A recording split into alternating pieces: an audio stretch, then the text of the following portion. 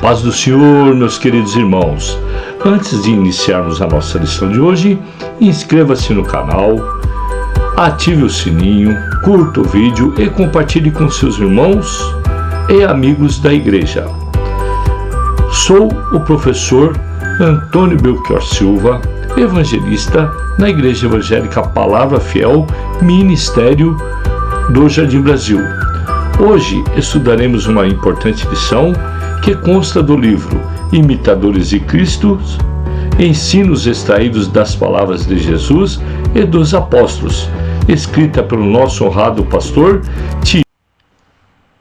A paz do Senhor, meus queridos irmãos. Sou o professor Antônio Belchior Silva e evangelista na Igreja Evangélica Palavra Fiel, Ministério do Jardim Brasil. E hoje aprenderemos uma importante lição que tem como título: Quem segue a Cristo compreende o reino de Deus.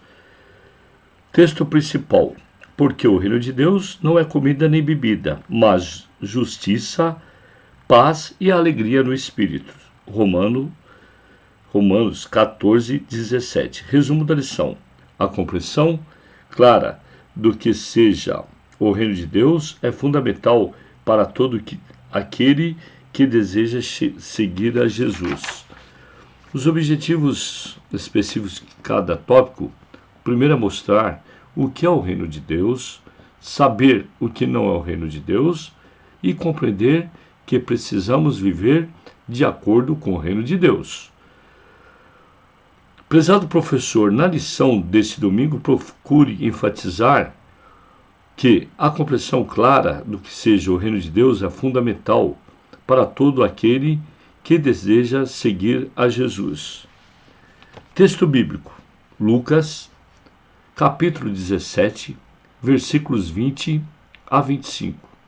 E, interrogado pelos fariseus sobre quando que havia de vir o Messias, o reino de Deus, respondeu-lhes e disse: o reino de Deus não vem com aparência exterior, nem dirão ei-lo aqui ou ei-lo ali, porque eis que o reino de Deus está entre vós. E disse aos discípulos: dias virão em que desejares ver um dos dias do Filho do Homem, e não o vereis.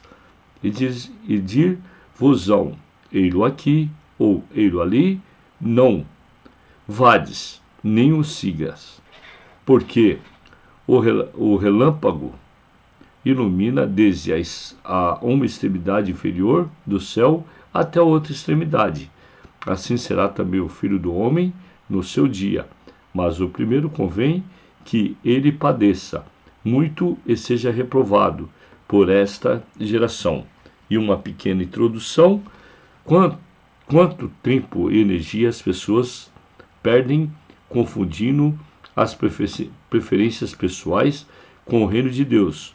Muitos erroneamente não desejam mais congregar, quando nossa vocação é para servir a Cristo em uma igreja. Vamos refletir nessa lição a respeito do que é o reino de Deus, suas características e importância em nossas vidas, como membro do corpo de Cristo.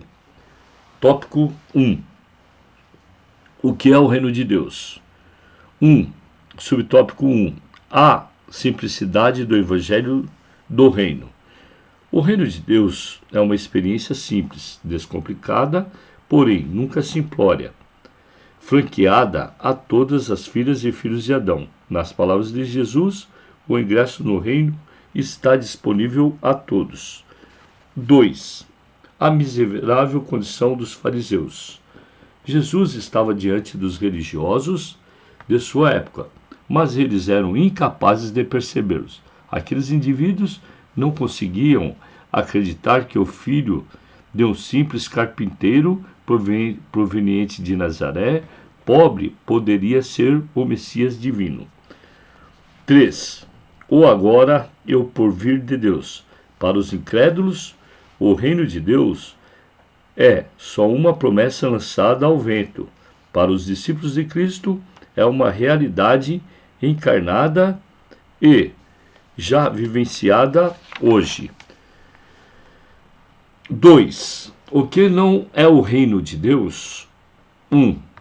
Não confunda o reino de Deus com as suas opiniões pessoais.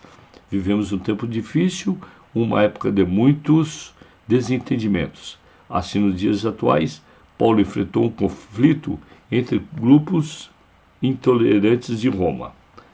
2. O reino não deve sofrer. Jamais torne imprescindível o que é supérfluo.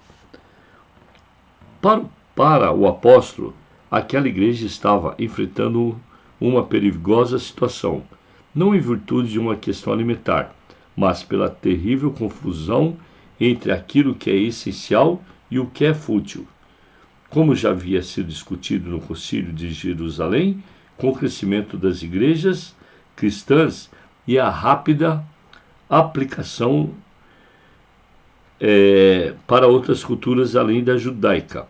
Muito cedo, a liderança apostólica defendeu que era necessário os crentes se absterem das coisas sacrificadas aos ídolos e do sangue, e da carne sufocada e da fornicação.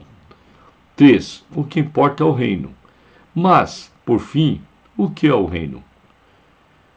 São todas as ações originadas no amor, que promovem justiça, paz e alegria, para a glória de Deus. Nunca abandone a alegria que vem do céu, por momentos efêmeros de prazeres fugazes. 3. Vivendo os super-apóstolos e o império da morte. Paulo constatou um grave problema da igreja em Corinto. Um pernicioso grupo de indivíduos rebeldes, insubmissos e arrogantes, aqueles a quem Paulo denominava ironicamente de super-apóstolos. 2. O verdadeiro caráter do reino. Paulo, de uma forma eloquente, caracteriza o modo como devemos servir ao reino de Deus. Nossos juízos acerca dos outros devem ser carregados da misericórdia de Cristo. Caso contrário, não passam de acusações covardes e injustas contra os filhos e filhas de Deus. 3. O poder do reino. Por fim, mas não menos importante, Paulo denuncia o caráter meramente retórico dos discursos daqueles crentes que estavam inchados. Não esqueçamos, o cristianismo é uma experiência espiritual mediada pela palavra. Todavia, a encarnação do Verbo é fundamental, inamovível de nossa fé. E uma pequena conclusão é: como servos do reino de Deus, nosso dever é colaborar para manifestar o rosto de Cristo nesta geração. Logo, não cabe a nós os muitos desentendimentos. As divergências são naturais entre os seres humanos, mas falta de comunicação não pode existir entre nós. Não podemos esquecer de que as palavras que portam têm poder para mudar a realidade, o mundo aqui e agora. Hora da revisão. Apresente 3 características fundamentais do reino de Deus. O que não é o reino de Deus? O que é o reino? Existem discípulos egoístas no reino? Que relação devemos fazer entre o reino de Deus e poder? Que lição maravilhosa foi essa, meus queridos? Fique com Deus e conte sempre com as minhas orações.